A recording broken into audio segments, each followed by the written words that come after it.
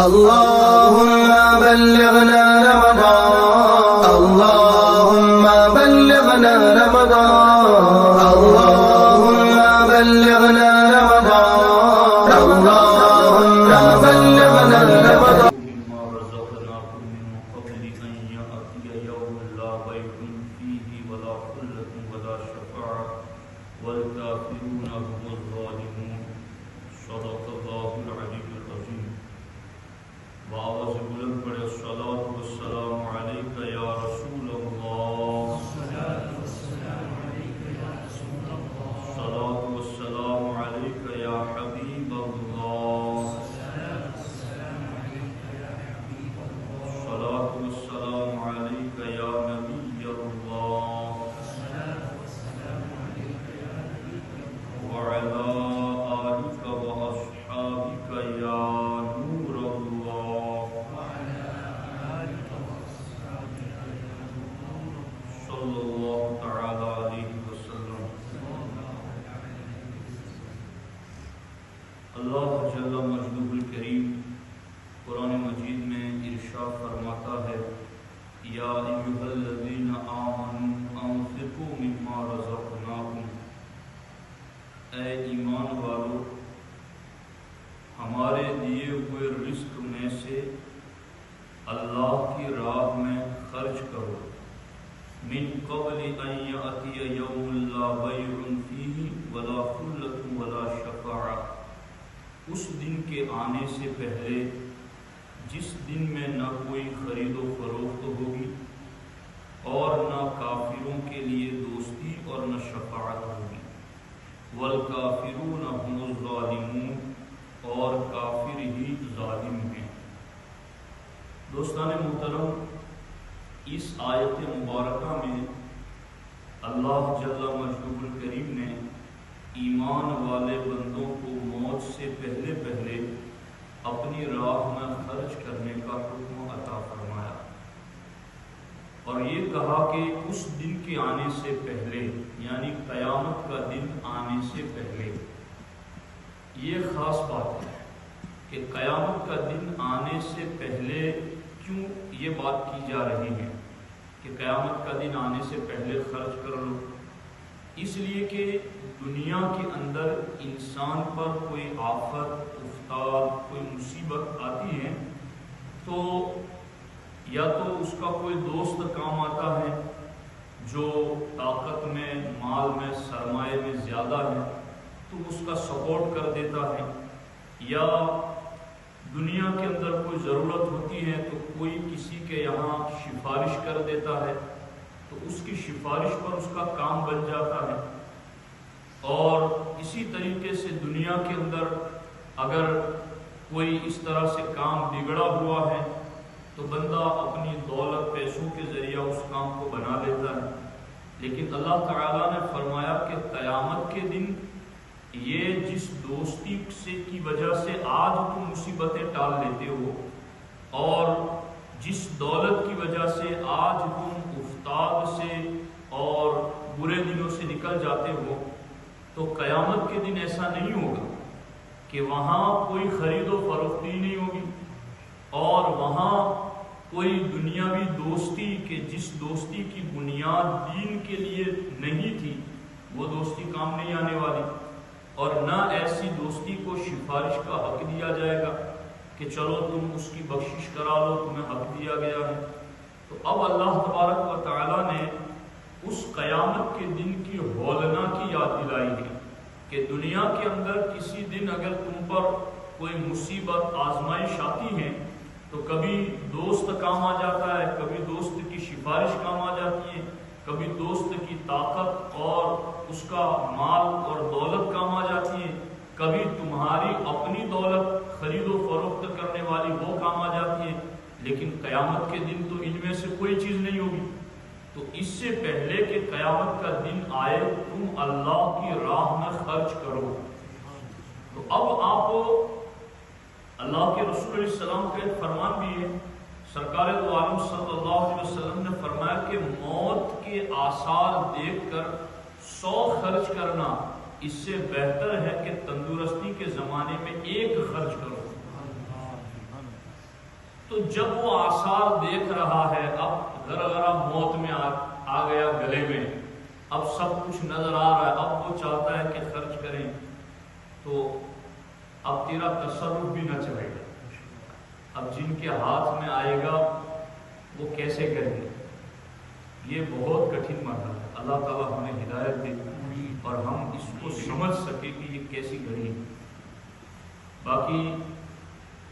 اللہ کے رسول علیہ السلام نے فرمایا کہ تیرا وہی ہے جو تو نے کھایا پیا اور پہنا،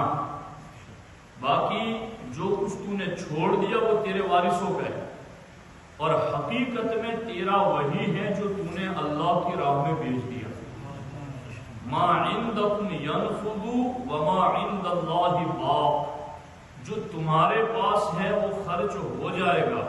اور جو تم اللہ کی راہ میں بھیجو گے وہ باقی رہنے والا ہے۔ ایک شخص بارگاہ رسالت میں حاضر آئے اور انہوں نے عرض کیا، حضور میرا مرنے کا جی نہیں چاہتا۔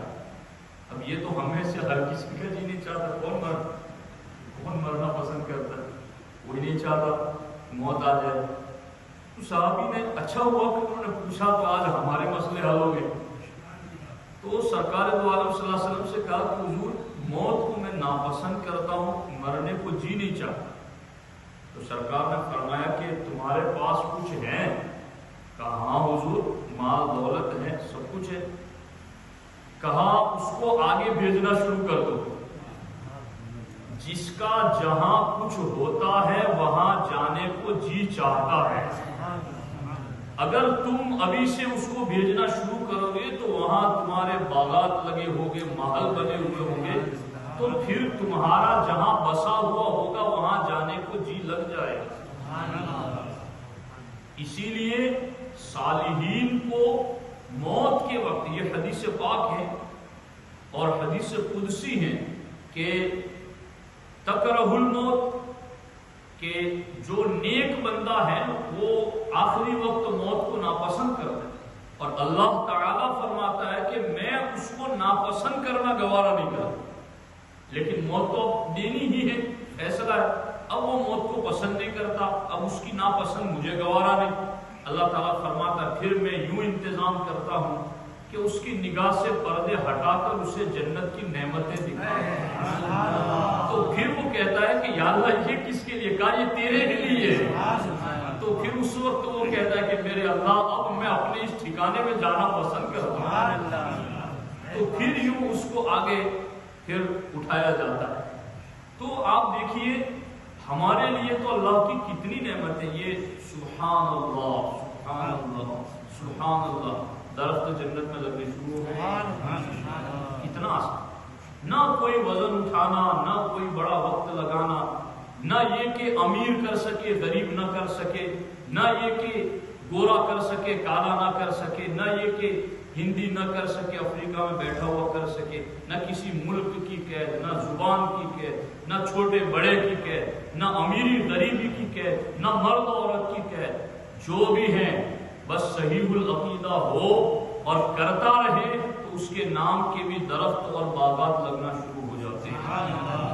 اللہ تعالیٰ نے ہمیں یہی حکم دیا کہ اے ایمان والو، اس دن کے آنے سے پہلے جس میں کوئی خرید و فروخت نہیں اور کوئی دنیاوی دوستی نہیں، کوئی سفارش نہیں، اس دن سے پہلے اللہ کی راہ میں خرچ کر لو۔ اب یہاں صالحین کی دوستی وہ تو کام آنے ہی والی ہے، جیسا کہ قرآن میں ہے الاخلاء یومئذ بعضهم لبعض عدو الا المتقین، کہ پرہیزگاروں کے علاوہ اس دن گہرے دوست ایک دوسرے کے دشمن ہو جائیں گے، لیکن پرہیزگاری کی بنیاد پر جنہوں نے ایک دوسرے سے دوستی کی ہوگی، یہ جو ہم علماء سے محبت کرتے ہیں، یہ جو بچے قرآن سناتے ہیں، آپ لوگ مطلب دل سے سبحان اللہ کہتے ہیں، آپ یہ نہیں دیکھتے کہ یہ میرا بیٹا ہے میرے خاندان کا، نہیں، کوئی نہیں، اللہ کا کلام پڑھ رہا ہے، اس کی حوصلہ افزائی کرتے ہیں، کوئی عالم دین ہے، کوئی پیر طریقت ہیں، تو جو ہم ان سے محبت کرتے ہیں نا، تو یہ دوستیاں ہماری حقیقت میں دین کے لیے دوستی ہیں، اور اسی طرح کی دوستی ہمیں آپس میں بھی ایک دوسرے کے ساتھ کرنی چاہیے، تو یہ دوستیاں حقیقت میں قیامت کے دن کام آئیں، اور اس پر بھی بہت زیادہ احادیث موجود ہیں۔ قیامت کے دن صالحین کو بخشا جائے گا، تو اس وقت اللہ جل مجدہ الکریم فرمائے گا، حضرت سعید بن مسیب سے یہ روایت ہے، حدیث مرسل ہے، فرمایا کہ انظر الی صفوف الحشر، او کما قال کہ جاؤ جا کر کے حشر کی صفوں میں تلاش کرو، الی من اطعمکم کسرۃ او کساکم ثوبا او سقاکم شربۃ فخذوا بیدہ ثم افیضوا بہ الی الجنہ، جاؤ جا کر کے ڈھونڈو حشر کی صفوں میں کون ہے جس نے تمہیں ایک گھونٹ پانی پلایا، جس نے تمہیں کپڑا پہنایا تھا، جس نے تمہیں روٹی کا ایک ٹکڑا کھلایا تھا، جس نے تمہارے ساتھ دین کی وجہ سے دوستی کا اتنا تقاضا بھی ادا کیا ہوگا، آج اس کا ہاتھ پکڑو اور اسے بھی ساتھ میں جنت میں لے جاؤ۔ تو یہ دوستی ہے جو صالحین سے دین کی وجہ سے ہے، وہ یقیناً کام آنے والی ہے۔ تو دوستان محترم، اللہ کی راہ میں خرچ کرنا چاہیے، پتہ نہیں موت کا فرشتہ کب آ جائے، اور جس طرح سے ہم 60-70 سال رہنے کے لیے بہت جد و جہد کرتے ہیں، محنت کرتے ہیں، گھر بنے، گاڑی ہو، یہ ہو، وہ ہو، تو خیر کرنی چاہیے، یہ منع نہیں ہے، مگر جہاں ہمیشہ رہنا ہے وہاں محل بنانا رب نے بہت آسان ہے، بہت آسان ہے، وہاں غریب بھی بنا سکے، امیر بھی بنا سکے، ہر کوئی بنا سکے۔ تو اس کے لیے ہمیں اللہ کی راہ میں خرچ کرنا چاہیے۔ اللہ تعالیٰ ارشاد فرماتا ہے، وَمَا تُنْفِقُوا مِنْ شَيْءٍ فِي سَبِيلِ اللَّهِ يُوَفَّ إِلَيْكُمْ وَأَنْتُمْ لَا تُظْلَمُونَ، اللہ کی راہ میں جو تم خرچ کرو گے اس کا اجر یوفّ الیکم، پورا پورا تمہیں دیا جائے گا، یہ اللہ کا وعدہ ہے، پورا پورا دیا جائے گا۔ اب اس سلسلے میں یہ چیز بھی قابل غور ہے کہ اللہ کی راہ میں خرچ کرنا، تو اصل میں نیک نیتی ہو تو پھر آگے بہت سارا اس کا دائرہ وسیع ہے، یعنی اللہ کی راہ میں خرچ کرنے کا دائرہ بہت وسیع ہے۔ کچھ لوگ یہ سمجھتے ہیں کہ مسجد، مدرسہ، ادارہ، تنظیم، تحریک، مشن، کسی بھی فلاح کا اور لوگوں کے لیے امداد کے کام میں خرچ کرنا یہی مطلب نیکی ہے، تو یقیناً یہ تو ہے نیکی اور بڑی نیکی ہے، مگر ہمارے آقا علیہ السلام فرماتے دینار انفقتہ فی سبیل اللہ ودینار انفقتہ فی رقبۃ ودینار تصدقت بہ علی مسکین ودینار انفقتہ علی اہلک اعظمها اجرا الذی انفقتہ علی اہلک۔ سرکار نے فرمایا 4 دینار ہیں، ایک دینار تم نے اللہ کی راہ میں خرچ کیا، ایک دینار تم نے غلام آزاد کرنے میں خرچ کیا، ایک دینار تم نے مسکین پر صدقہ کر دیا، اور ایک دینار تم نے اپنے بیوی بچوں پر خرچ کیا۔ تو ان چاروں میں سب سے زیادہ اجر و ثواب اس دینار پر ملے گا جو تم نے اپنے بیوی بچوں پر خرچ کیا۔ تو ایسا نہ ہو، کبھی کبھی کچھ لوگوں کو دیکھا جاتا ہے کہ باہر ان کے ہاتھ بہت کھلے ہوئے ہیں اور گھر میں وہ بہت تنگی کرتے ہیں، تو ایسا نہیں کرنا چاہیے۔ اب یہ کہ خرچ کیا کریں، یہ بہت اہم پوائنٹ ہے کہ خرچ کرو اللہ کی راہ میں موت آنے سے پہلے، تو کیا خرچ کریں؟ اللہ تعالیٰ نے فرمایا کیا ہے تمہارے پاس، ہم نے ماذا قل ما انفقتم من خیر، ہم نے جو کچھ تمہیں دیا ہے وہ اللہ کی راہ میں خرچ کرو۔ اگر تمہیں مال دیا ہے تو وہ خرچ کرو، اگر تمہیں علم دیا ہے تو وہ خرچ کرو، تمہیں اللہ نے جو کچھ عطا کیا ہے وہ تم اللہ کی راہ میں خرچ کرو۔ اور پھر خرچ کرنا ہے تو کس پر خرچ کرنا ہے؟ تو فرمایا گیا کہ فللوالدین، سب سے پہلے اس خرچ کے حقدار والدین ہیں، والاقربین والیتامى والمساکین وابن السبیل، قریبی رشتہ دار ہیں، یتیم ہیں، مسکین ہیں، مسافر ہیں۔ اور اللہ تعالیٰ نے فرمایا وما تفعلوا من خیر فإن اللہ بہ علیم،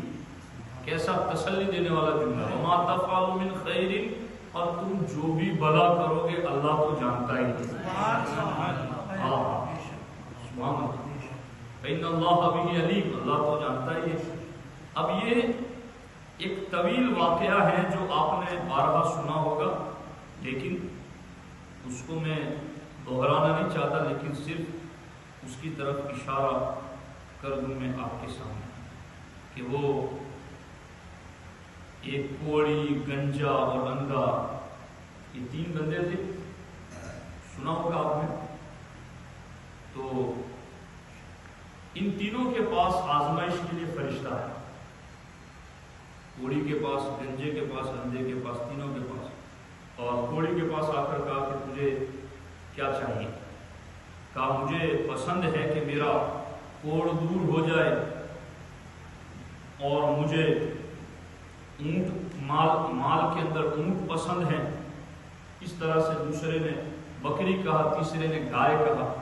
تو فرشتے نے ہاتھ پھیرا تو ایک کا کوڑ دور ہو گیا، دوسرے کا گنجا پن دور ہو گیا، تیسرے کا اندھا پن دور ہو گیا۔ اور اس کو بکری دی تو اتنی برکت ہے کہ وادیاں کی وادیاں بھر گئی۔ جس کو اونٹ دیا، اونٹنی دی، اس سے اونٹوں کی وادیاں بھر گئی۔ جس کو گائے دی، اس سے گائے کی، اس سے وادیاں بھر گئی۔ اب پھر لمبے زمانے کے بعد فرشتہ آیا، کہا میں مسافر ہوں، اللہ کی راہ میں نکلا ہوں، تو تم اللہ کی راہ میں مجھے ایک اونٹ دے دو۔ اب وہ گننے لگا، یحسب ان مالہ عددہ ویل لکل ہمزۃ لمزہ الذی جمع مالہ عددہ یحسب ان مالہ اخلدہ۔ وہ یہ سمجھتا ہے کہ اس کا مال ہمیشہ رہے گا، وعددہ، وہ گن گن کے رکھتا ہے۔ اب اس نے تو کہا کہ بھائی یہ تو میں نہیں دے سکتا، ابھی آپ بعد میں پھر دیکھیں گے، اس طرح کی بات۔ خیر اس نے نہیں دیا، تو اس نے پھر فرشتے نے یاد دلایا، تو گنجا نہیں تھا، اللہ تعالیٰ نے میرے ہاتھ سے تجھے شفا دے دی، اور میں نے تجھے اونٹ دیا، اونٹنی دی تھی، اور اس سے اتنی برکت۔ کہا نہیں نہیں، یہ تو سب میرا باپ دادا کا بسایا ہوا ہے۔ اب فرشتے نے کہا اگر تو جھوٹ بول رہا ہے تو تو جیسا تھا ویسا ہی ہو جائے۔ اللہ تعالیٰ دینا بھی جانتا ہے، لینا بھی جانتا ہے۔ اللہ تعالیٰ ہمیں ایسی آزمائشوں سے بچائے۔ یہی معاملہ دوسرے کے ساتھ ہو، مگر تیسرا جو تھا نا، اس کو کہا کہ میں اللہ کے نام پر تجھ سے مانگ رہا ہوں۔ اس نے کہا بھائی یہ سب اللہ ہی کا تو دیا ہوا ہے، یہ باڑے میں جتنے بھی جانور ہیں، جتنے چاہے اتنے لے جا اللہ کے نام پر۔ اور فرشتے نے کہا کہ میں کچھ لینے نہیں آیا، لیکن بس تمہارا امتحان مجھ سے ہے۔ اللہ تعالیٰ نے مجھے بھیجا تھا، اللہ تیرے دو ساتھیوں سے ناراض ہوا اور تجھ سے اللہ راضی ہو گیا۔ تو دوستان محترم، ہم اس حیثیت سے خوش نصیب ہیں کہ ہمیں اب کچھ نیا بنانے کی، نیا ڈھونڈنے کی ضرورت نہیں ہے۔ ہمارے بزرگوں کی زندگیاں ہیں، یہ قرآن ہے، سنت ہے، دین کا رس جوس نچوڑ کر ہمارے سامنے رکھا ہے۔ کاش کہ ہمیں پینا آ جائے، اور کاش کہ ہمیں اس دسترخوان علم اور روحانیت کے دسترخوان سے چننا اور کھانا نصیب ہو جائے۔ تو یہ باتیں ہیں، اللہ تبارک و تعالیٰ ارشاد فرماتا ہے ایمان والو، اس سے پہلے کہ وہ دن آئے جس میں کوئی خرید و فروخت نہیں، اور نہ کافروں کے لیے دوستی اور نہ شفاعت ہوگی، اس دن کے آنے سے پہلے ہمارے دیے سے ہماری راہ میں خرچ کر لو۔ اللہ تبارک و تعالیٰ ہمیں اس کی راہ میں کم از کم جو ہمارے اوپر فرض اور واجب ہیں ادا کرنے کی